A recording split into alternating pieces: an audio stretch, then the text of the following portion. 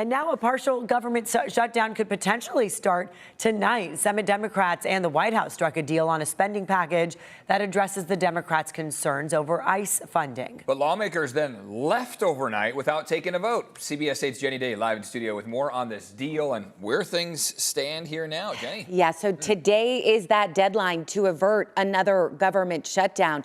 Democrats and some Republicans are pushing for reform to federal immigration enforcement. Tension remains high following the two recent shooting deaths of U.S. citizens at the hands of ICE agents there in Minneapolis. So under this tentative agreement, senators will vote as early as today on 5 bills to fund multiple government agencies through September.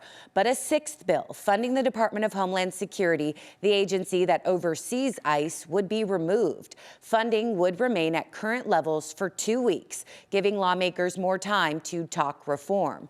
Ideas on the table include tightening the use of warrants, ending roving patrols, requiring agents to be mask-free, have their body cameras on, and enforce a code of conduct comparable to state and local law enforcement.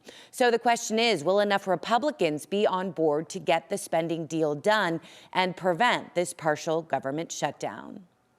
We'll work in a very bipartisan way. I believe not to have a shutdown. We don't want a shutdown. What ICE is doing outside the law is state-sanctioned thuggery, and it must stop.